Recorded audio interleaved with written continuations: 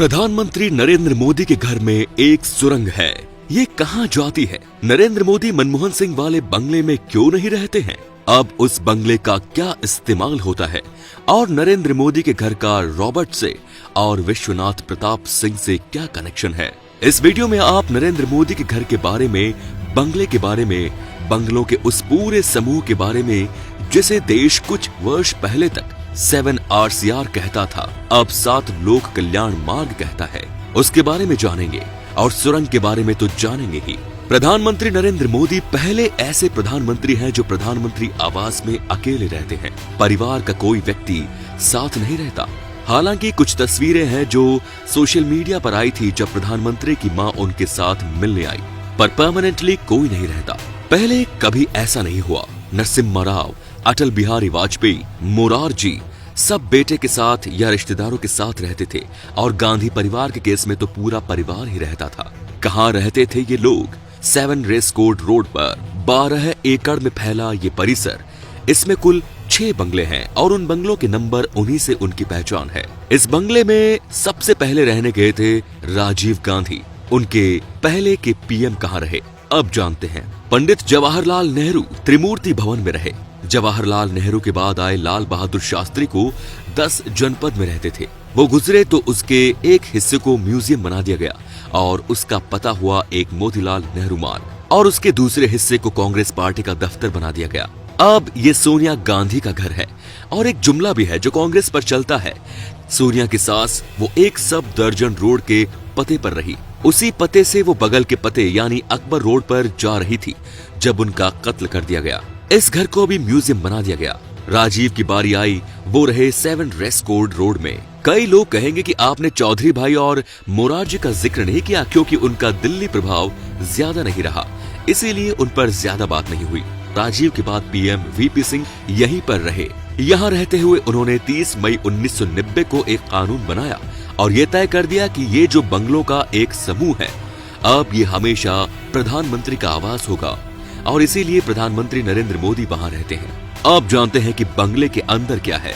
Exactly क्या है ये कोई नहीं बताएगा। सिक्योरिटी का मामला है, पर कुछ जानकारी है जो बाहर है, कुछ किताबों के जरिए। जैसे अजय बाबू है, उनकी किताब है एक्सीडेंटल प्राइम मिनिस्टर। विजय त्रिवेदी पत्रकार, उनकी किताब आई है BJP कल, आज और कल। इन सब में प्रधानमंत्री के बंगले के बारे में कई ब्यौरे दिए गए हैं। मसलन ये है कि इसे बनाया किसने। 7 RCR के जो बंगले हैं उन्हें डिजाइन किया गया था रॉबर्ट तिर्सल ने। वो नई दिल्ली डिजाइन करने वाले आर्किटेक्ट लुटियन के चेले थे। आपने कई बार लुटियन सुना है, कई बार पूछा है भैया इसका मतलब क्या होता है। तो लुटियन में जो दिल्ली बसाई, जिसमें लोकसभा, राज्यसभा, राष्ट्रपति भवन, सारे केंद्र सरकार के दफ्तर और उनके घर बंगले सब आते हैं, इसको लुटियन दिल्ली कहते हैं। ये दिल्ली दावा करती है कि ये देश चलाती है। ताकतवर समूह लुटियन दिल्ली। अब वापस प्रधानमंत्री के घर की तरफ चलते हैं। अशोक होटल के बगल में PM के बंगले में दाखिल होने का आम रास्ता है।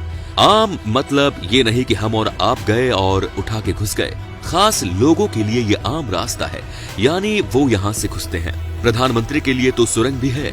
ध्यान है ना, आपको शुरुआत में बताया था। सबसे पहले दाखिल होने पर पड़ता है 9 नंबर का बंगला।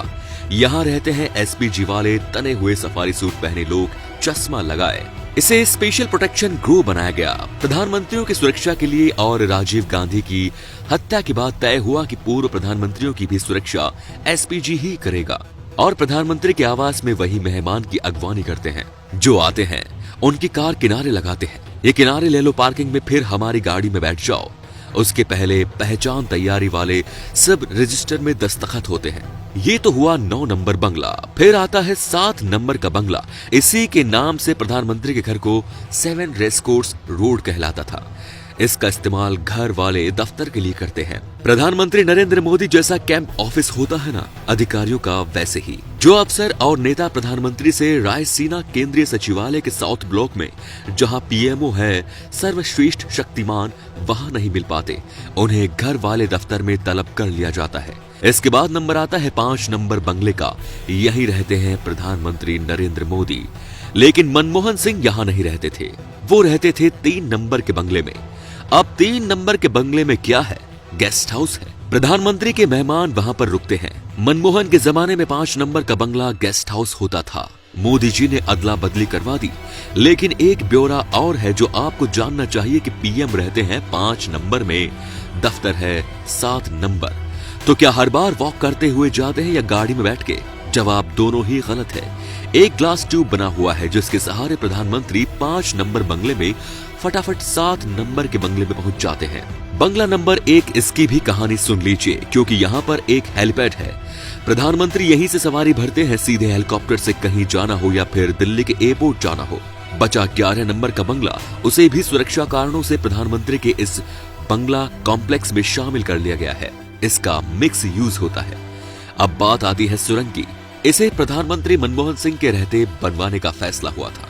सुरक्षा कारणों से, ट्रैफिक, समय की बचत, कई चीजों के चलते 2010 में सुरंग बननी शुरू हुई और 2014 में पूरी हो गई और तब तक मनमोहन सिंह का दूसरा कार्यकाल भी पूरा हो गया। प्रधानमंत्री बन गए नरेंद्र मोदी।